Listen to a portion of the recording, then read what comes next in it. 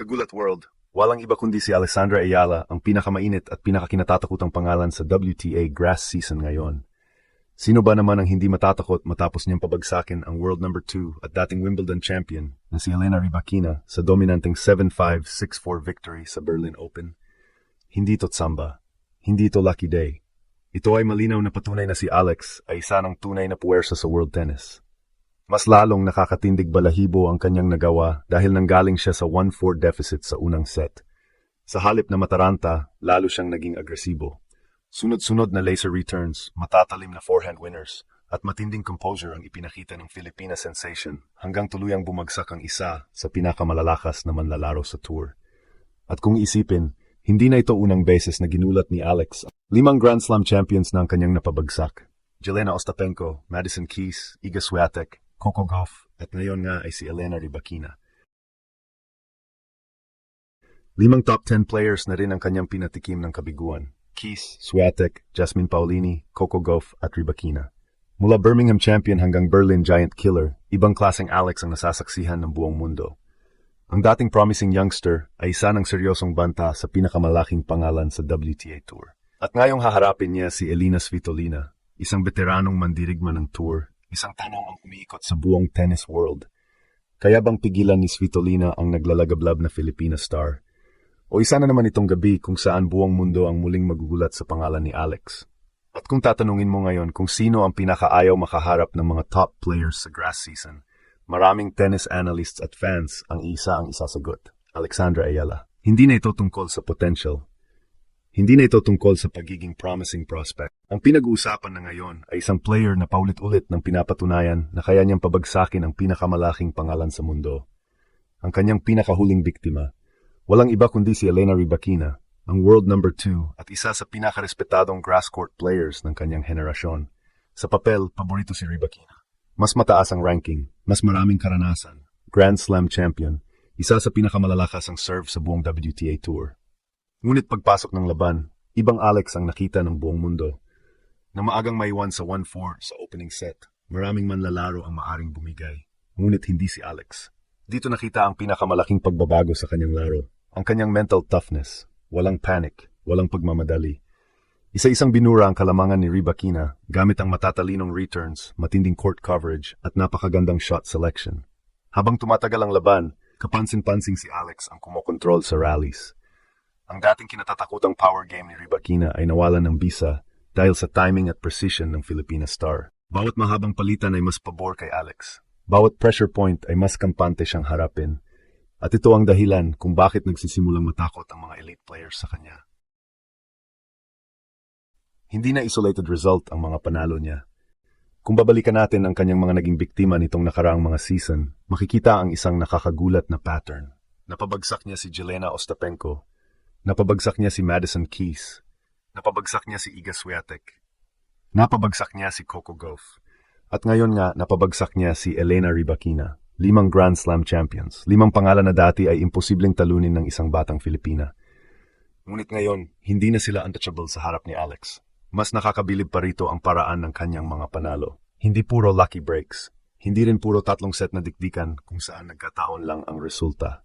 Sa karamihan ng kanyang pinakamalalaking tagumpay, ipinakita niya ang malinaw na superiority sa loob ng court, disiplina sa baseline, matag na depensa at kakayahang umatake sa tamang pagkakataon. Ito rin ang dahilan kung bakit maraming eksperto ang naniniwalang ang kanyang Birmingham title bago ang Berlin Open ay hindi aksidente. Sa katunayan, iyon ang naging hudyat ng kanyang tunay na pagdating bilang isang lehitimong grass court contender. Sa surface na ito, lalong lumalabas ang kanyang mga lakas. Mababa at mabilis ang kanyang mga ground strokes. Napakaganda ng kanyang teaming sa returns. At higit sa lahat, hindi siya natatakot umatake kahit laban sa mas malalaking pangalan. Ngayon, isang mas malaking hamon ang naghihintay. Si Elina Svitolina, isang veterano, isang dating world number 3, isang player na kilala sa kanyang tibay, depensa at fighting spirit. Ngunit matapos ang ginawa ni Alex laban kay Rybakina, isang tanong ang bumabagabag ngayon sa buong tennis world. Si Svitolina na ba ang susunod na mabibiktima ng bagong reyna ng giant killing sa WTA Tour? Dahil sa ngayon, malinaw ang mensahe ni Alex sa buong mundo. Hindi na siya ang humahabol. Siya na ang iniiwasan. At dito lalong nagiging delikado si Alex para sa buong WTA Tour. Kapag ang isang batang player ay nakakatalo ng isang top player, maaring tawagin itong upset. Kapag nakadalawa o nakatatlo, maaring sabihin ng iba na nasa magandang momentum lamang siya. Ngunit kapag 5 top 10 players at 5 Grand Slam champions na ang iyong napabagsak sa loob ng maikling panahon, hindi na ito simpleng hot streak. Ito ay senyales ng isang bagong puwersa na papasok sa pinakamataas na antas ng women's tennis. Sa katunayan, marami ang napapansin na malaki na ang ipinagbago ng laro ni Alex kumpara sa mga nakaraang taon. Noon, nakikita siya bilang isang player na may malaking potensyal, ngunit kulang pa sa consistency laban sa elite competition. Ngayon kabaliktaran na ang nangyayari. Kapag mas malaki ang laban, mas lumalakas si Alex. Kapag mas mataas ang ranking ng kalaban, mas nagiging agresibo siya. Kapag mas matindi ang pressure, mas nagiging kalmado siya. Ito ang klase ng mentality na karaniwang nakikita sa mga future Grand Slam champions. Laban kay Elena Rybakina, hindi lamang talento ang ipinakita ni Alex. Ang mas mahalaga ay ang kanyang composure sa pinakamahihirap na sandali ng laban. Isipin na lamang, nakaharap niya ang isa sa pinakamapanganib na server sa mundo sa isang grass court, ang paboritong surface ng kanyang kalaban. Ngunit sa halip na mag-adjust sa laro ni Rybakina, si Alex ang nagpuwersa sa world number 2 na mag-adjust sa kanya. Iyon ang tanda ng isang tunay na contender. At ngayon, lahat ng mata ay nakatutok sa kanyang susunod na laban kontra Elina Svitolina. Hindi magiging madali ang misyon. Si Svitolina ay isa sa pinakarespetadong veterano sa tour. Kilala siya sa kanyang world-class movement, defensive skills, at kakayahang gawing pisikal ang bawat rally.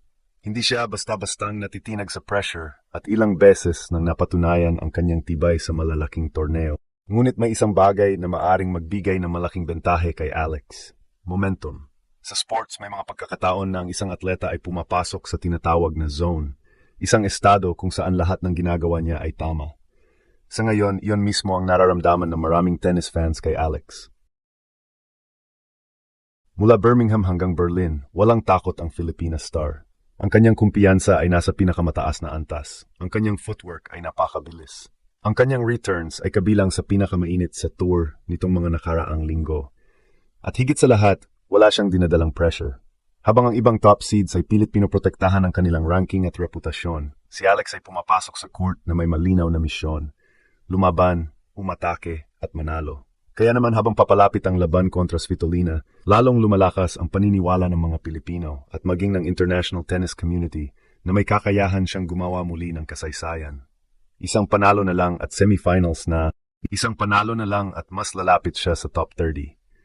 Isang panalo na lang at mas lalakas ang usapan tungkol sa Wimbledon seeding. At kung magpapatuloy ang ganitong klase ng tennis mula kay Alex, maaring hindi lang top 30 ang kanyang destinasyon. At ang susunod na target ay ang mismong tuktok ng mundo.